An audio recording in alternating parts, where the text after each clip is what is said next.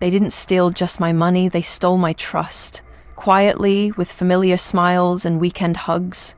One minute I was laughing at a family barbecue, the next, I opened my banking app and realized every dollar I'd saved had vanished, taken by the very people who called me family. No warning, no apology, just silence. This isn't a story about losing money. It's about waking up, about what happens when the person everyone leans on decides she's had enough. My name is Claire Whitmore, and this is how I stopped being the family bank and started becoming something else entirely. It was a quiet Sunday night in Seattle, the kind of rain that tapped gently on the windows but somehow felt heavier than it should. Claire Whitmore stepped into her apartment, dropped her tote onto the couch, and unhooked her coat like she'd done 1,000 times before. The familiar stillness wrapped around her shoulders as she clicked on the lamp and filled her kettle. She was tired, mentally more than physically, but it was a routine sort of fatigue, the kind you carry without complaint. She pulled out her phone, planning to pay the electric bill. The screen loaded slowly, and then the number stared back at her. $83.52. Her breath caught. That wasn't right. She blinked, refreshed, then again. 3 times. Still the same. Less than $100 when 2 days ago there had been over 9,000. Her fingers trembled as she tapped the number to call the bank. After confirming her identity, the representative on the other end was calm. Too calm. The transactions were made from a device previously logged in, from an IP address located in Tacoma, they said. Claire went numb. Her mother's house. She gripped the counter to steady herself, trying to breathe as the reality settled like cold metal in her chest. Without thinking, Claire grabbed her keys. The rain picked up as she drove down I-5 toward Tacoma, windshield wipers struggling to keep up. She didn't remember much of the drive, just flashes of memory from that weekend, the family barbecue, her niece's laughter, Samantha's hug that lingered 2 seconds too long. Claire had smiled through it all, not knowing she was being robbed in real time. When she walked into the kitchen, everything looked untouched. Claire reached for a glass, but Sam's voice broke the silence. "Back already?" Claire turned slowly. "I just checked my account," she said flatly. Tyler strolled in, soda in hand. "Oh, that. We needed it more than you." Sam shrugged. "Don't be dramatic. You've got no kids, no debt, a good job." Donna didn't even look up from her knitting. "You've always had more. What's wrong with sharing?" Richard muttered from behind his newspaper. "It's family business." Claire stood frozen, her mouth dry, her heart loud. Not one of them asked how she felt. Not one of them looked guilty.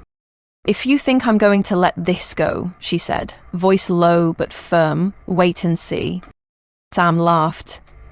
"You're being theatrical." Nobody followed her as she walked out, not even a goodbye. Rain blurred the windshield as she pulled over near Green Lake Park. The radio murmured low. She opened the banking app again. That same number stared back. $83.52. Still there, still real. Just like the betrayal. The rain hadn't stopped by the time Claire returned to her apartment. The soft patter against the glass seemed to echo the weight in her chest. She didn't turn on the lights. Instead, she moved quietly through the dark, lit only by the glow of her laptop screen. She opened the folder she hadn't looked at in months. The one titled Family Stuff. Inside, screenshots, bank receipts, email chains. $200.00 for Samantha's phone bill. $650.00 for Tyler's rent. $1,100.00 for Haley's school trip.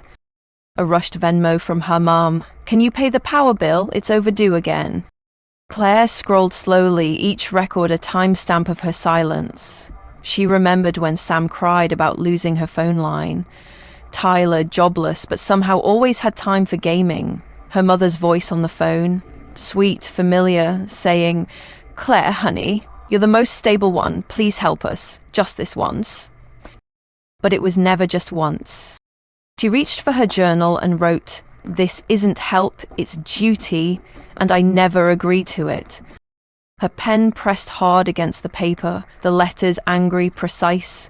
These weren't gifts. They weren't acts of love, they were expectations masquerading as emergencies.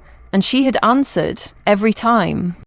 Claire opened her browser, navigated to the Washington State Financial Crimes Division's website. Her hands didn't tremble this time. She uploaded documents, filled out the complaint. Identity misuse, unauthorized access, financial fraud. She hit submit. It was the first click that made her feel in control again. For hours, she sorted files, renamed folders, color-coded every line item. Green for necessities, yellow for family pressure, red for pure entitlement. Her table filled up, dates, amounts, who asked and why. She labeled it History of Silence. By dawn, the apartment was spotless. The folder on her desktop? Proof that she was never crazy. Just too kind for too long. This time, she wouldn't forget. Claire's apartment was quiet, but her heart wasn't. The city outside pulsed with rain and traffic, but inside everything had stilled, except her thoughts. Her phone lit up with an unknown number. She hesitated, then answered. Miss Whitmore, this is Detective Riley Harper. His voice was firm, but not cold. Professional, but not robotic. Claire could hear something else under the surface. Belief. He had read her file. We're initiating a preliminary investigation. I'll need your full documentation. Claire nodded, even though he couldn't see her. You'll have it today. She spent the next few hours compiling everything. IP logs, screenshots, bank statements, text messages. It was exhausting. It was cathartic. 2 weeks passed with no update. Then, just after sunrise, her phone rang again. Harper's voice was clear. We have grounds to proceed with a financial fraud investigation. She hung up and sat in silence. It was done, official, real. Someone believed her, and they were taking action. That's when the phone really started to buzz. Tyler, why the hell is my bank account frozen? Sam, Haley can't go to school. Are you proud of yourself? Donna, Claire, this is going too far. We're family. Claire read each message carefully, one by one. Not a single one asked how she was. Not one said, I'm sorry. Only panic, only blame. She switched her phone to airplane mode. Sitting by the window, rain sliding down the glass like quiet tears, she sipped her tea and opened her journal. No one asked if I was okay, only what I could still give. Her eyes drifted to the open laptop on her desk. A tab was already open, listings in Boulder, Colorado. Claire clicked through images of sunlit apartments, mountain views, neighborhoods she'd once driven through on a work trip and never forgotten. She zoomed in on a rental with white walls and large windows. Her finger hovered over the schedule viewing button. Then she clicked. Not in anger, not in escape, but in the calm certainty that she was finally ready to leave, not just the city, but the version of herself that had quietly bled for everyone else. The morning Claire arrived in Boulder was crisp, the air scented with pine and promise. She stepped out of her car and inhaled deeply, letting the mountain breeze fill a space inside her she hadn't realized was empty. Her new apartment was modest, white walls, wide windows, and a small balcony that overlooked the foothills. She carried her boxes in one by one, no rush, no noise, just the sound of beginning again. She unpacked methodically, a vase of fresh sunflowers on the kitchen counter, a small bookshelf by the window, her desk by the light. Jazz hummed softly through her speakers. Miles Davis, just like that cafe she'd once loved. That afternoon, she drafted an email to Julian, her manager. I'll be working remotely for the foreseeable future, also attached my proposed regional strategy for Q3. 3 days later, Julian called. Claire, your plan is brilliant. You're my first choice for the West Coast coordinator role. If you want it, it's yours. Claire smiled, not out of surprise, but because she had already made room for this version of herself. I'm ready, she said. And for the first time, she meant it without hesitation. The messages kept coming. Sam. Haley scared. Please fix this. You've always fixed everything. Tyler. They're suspending me. You made your point. Help me. Donna. If we lose the house, I don't know how I'll survive. Claire read them, each more desperate than the last. Then, she placed her phone face down on the table and turned back to her work. No replies, no explanation. That night, she pulled out the old folder. Receipts, bank transfers, emails, every moment she had sacrificed herself. She laid them out like battlefield medals, not for pride, but as a reminder of everything she had survived. Then, in the last page of her journal, she wrote, "Forgiveness isn't always about reaching back. Sometimes it's just about letting go, for good." And with that, she shut the folder and locked the door. Nights in Boulder had a quiet that felt like healing. Claire often sat by the window with her laptop open, a blanket over her knees, a candle flickering on the sill. It had started as a journal, but somewhere along the way, her words had become something more. She began posting pieces of her story online, not for sympathy, but for clarity. Then one evening, an email came in from a name she barely remembered, Melanie Carter. Her cousin-in-law, distant and quiet, who had once watched Haley for a summer. The message read, "You lit a path I didn't know existed. I was always told I was lucky, so I had to give more. But after reading what you did, I realized. Saying no isn't cruel, it's survival." Claire's hand stilled over the keyboard, her breath hitched. For the first time, someone saw her, not as selfish, not as dramatic, but as brave. And that someone wasn't blood, but a soul who had quietly endured the same silent expectations. A few days later, a postcard arrived, delivered in handwriting Claire would never forget.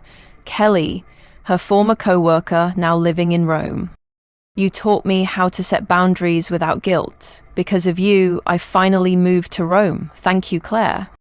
Claire held the card to her chest, not out of pride, but of something deeper. Relief. Connection. Resonance.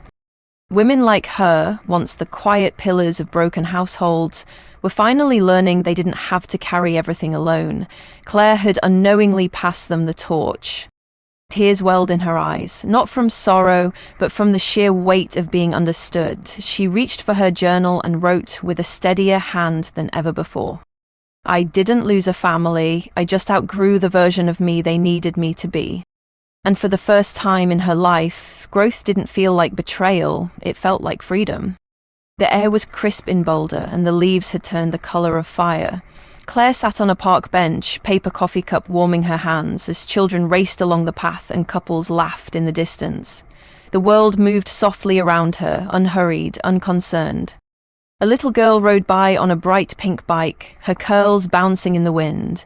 Behind her, a mother called out, "Slow down, sweetheart." Claire smiled, genuinely effortlessly. That voice, that image, used to make her ache. Now it simply existed, like a memory she no longer had to carry, a whisper of what once was. Later that evening, back in her apartment, she lit her favorite candle and flipped to the last page of her journal. She didn't hesitate this time. She wrote, "I spent years guarding a door for a family that only came to take. Now I've locked it, and I'm keeping the key." Her phone buzzed. It was her mother. "We might lose the house."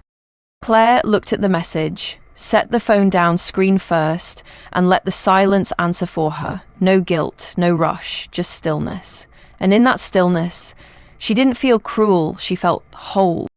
Morning came like a blessing. Claire stood on her balcony, cradling a mug of tea, as sunlight filtered through the pine trees. She didn't think about who might text or what might happen next. She just breathed. A soft jazz melody drifted through the speaker behind her, and in her own voice, now calm and certain, they didn't just lose a daughter. They lost the only person who ever stayed, even when they didn't deserve her. The screen fades to black, and the final words appear. Sometimes walking away from family isn't a loss. It's the beginning of becoming who you truly are. Sometimes the most powerful act of love is walking away from the expectations that drained us, the roles we never chose, and the silence that buried our truth. Healing doesn't always look like reconciliation. Sometimes it's peace without permission. And freedom? It often begins the moment we stop apologizing for choosing ourselves. If this story stirred something in you, left you thinking, remembering, or maybe even healing, we'd love to hear it.